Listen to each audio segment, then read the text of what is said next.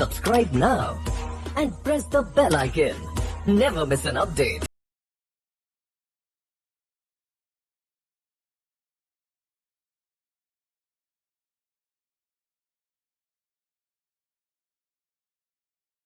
Alright, so in this lecture we're going to talk about the importance of testing a product.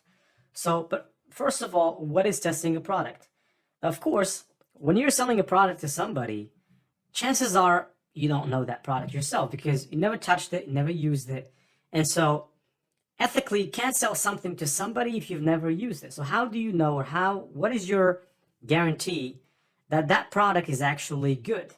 And so as a criteria or something you can do, which will take your business, and to me, it means the difference between a good business or a business that's going to do well and a business that's not going to do well.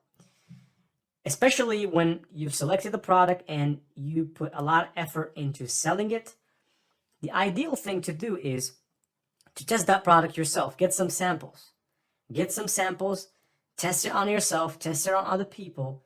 Then you can actually use it, because then you know, all right, this product is good. Why? Because I have tested it myself. And also it gives you a certain edge that other buyers don't have, which is that you have that edge of honesty, because you're selling something that works for you.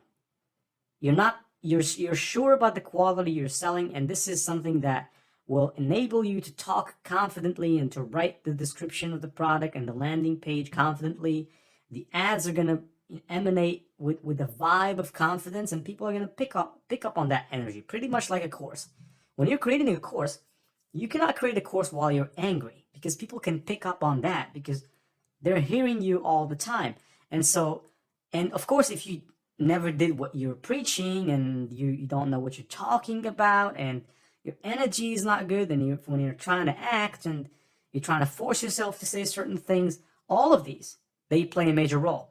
So one simple thing that can remove all that for you and leave you with a lot of creativity and leave you very confident is to test the products.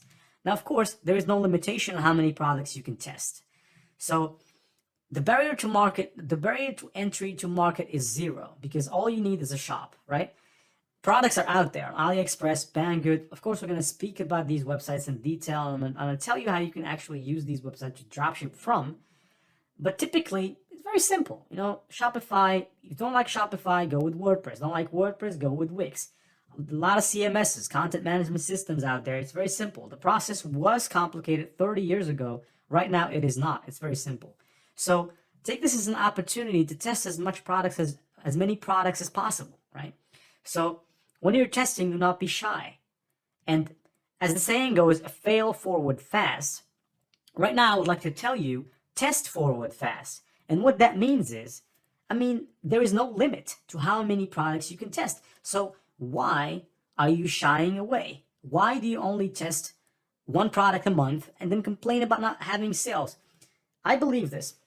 When you knock on as much doors as possible, when you reach out to as many audiences as possible, when you target as many niches as possible, and when you actually do this, then definitely somebody's going to one day say, oh, you're going to land on somebody, your profile, your product is going to land on somebody that's going to be interested, right? Because you've done a lot, right? You showed yourself. It's basically just showing off. That's it. So just you go, you do stuff, and you do a lot. That's what I mean by test forward fast, fail forward fast, make a lot of mistakes. And that is really what's going to help you build that experience that you can capitalize on later on when you seek to scale your business. Because let me tell you, the people that have scaled their businesses are people that have made a lot of mistakes down the road of that path. They didn't just come there and make the sales the first day, but rather they failed and they failed and they failed, and they learned from those mistakes. Consider them as tryouts. So try out as many products as possible. See you in the next lecture. For more updates, subscribe to our channel, click the show links and enjoy watching the videos.